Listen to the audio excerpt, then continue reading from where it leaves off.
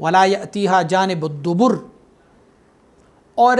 پخانے والی جگہ پر ہرگز اپنی بیوی سے کوئی بھی لواطت نہ ہو، اس کو کہتے ہیں لواطت الصغریٰ۔ اور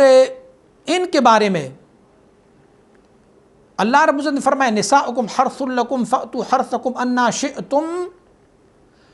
اپنی کھیتیوں کے پاس آؤ جہاں سے آپ کی مرضی ہو، ای مقبلات و مدبرات و مستلقیات، کھڑے ہو کے پشت کی طرف، پہلو کی بل، یا سیدھا لیٹائے ہوئے، لیکن مرکز ایک ہونا چاہیے، جس کو اللہ کریم نے ہمیں بتایا ہے۔ اور امام ترمذی نے حضرت ابن عباس، حضرت عمر رضی اللہ عنہ فرماتے ہیں کہ جاء الی رسول اللہ صلی اللہ علیہ وسلم فقال یا رسول اللہ ہلکت، انہیں عرض کیا رسول اللہ صلی اللہ علیہ وسلم میں ہلاک ہوا، قال وما الذی اہلکتک، کس چیز نے تجھے ہلاک کیا؟ قال حولت رحلی البارحہ فلم یزد علیہ شیئا واوحى الیہ، فرمایا کہ میں بیوی کے پاس آیا اس صورتحال میں کہ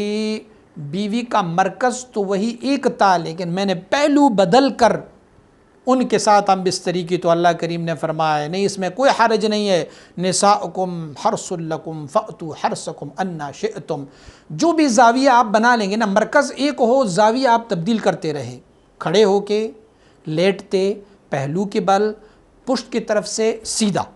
لیکن مرکز وہ ایک ہونا چاہیے۔ یقول اقبل و ادبر و اتق الدبر والحیزہ، تو یہ آیت شریف جو ہے نزلت رد اليہود كانت تقول في الذي يأتي المرأة من دبرها في قبولها ان يكون الورد احول، یہود پر بھی یہ رد ہے کہ وہ کہتے ہوتے پشت کی طرف سے فرج میں مداخلت کرتے ہوئے اگر کوئی ہم بستری کرے تو وہ کہتے ہوتے تھے یہود کہ ان کا جو بچہ پیدا ہوگا وہ کانا ہوگا، احول ہوگا، لیکن اس پہ اللہ رب العزت نے رد فرمایا ہے مرکز وہ ہو، فرج وہی ہو،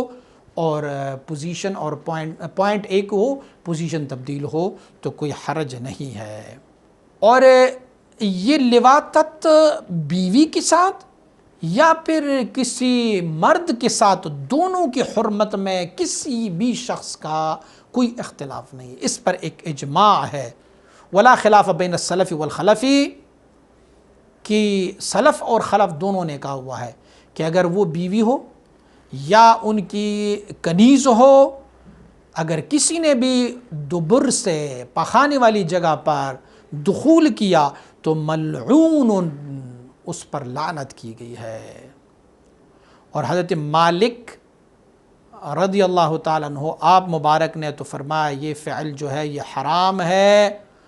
اگر کسی نے بھی اس طرح کا فعل کیا تو ان کی سزا یہ ہے کہ اس کو ایک پہاڑی کی نیچے کھڑا کیا جائے اور پہاڑی اس کے اوپر گرا دی جائے، اتنے سختی تک۔ حضرت ابو ہریرہ رضی اللہ عنہ فرماتے الملعون من اتی امرأة فی دبورہا، اس بندے پر لعنت ہے اللہ رب العزت کی طرف سے جو اپنی بیوی سے دبر کے رستے ہم بستری کرے۔ اور یہ روایت احمد نے بھی ذکر کیا ہے، اور چاروں سنن والوں نے، امام مالک صاحب، امام شافعی صاحب، امام احمد بن حنبل اور حضرت امام ابو حنیفہ رحمہ اللہ، ساروں نے۔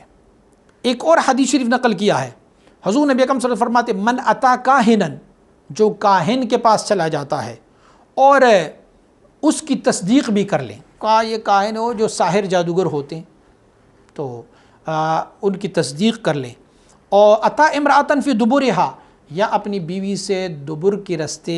ہم بستری کرے، فقد برئ مما انزل علی محمد صلی اللہ علیہ وآلہ وسلم، حضور نے فرمایا اس سے وہ چیز بری ہے کہ جو محمد پر نازل کیا گیا، یعنی قرآن، اللہ اور رسول ان سے بری ہے۔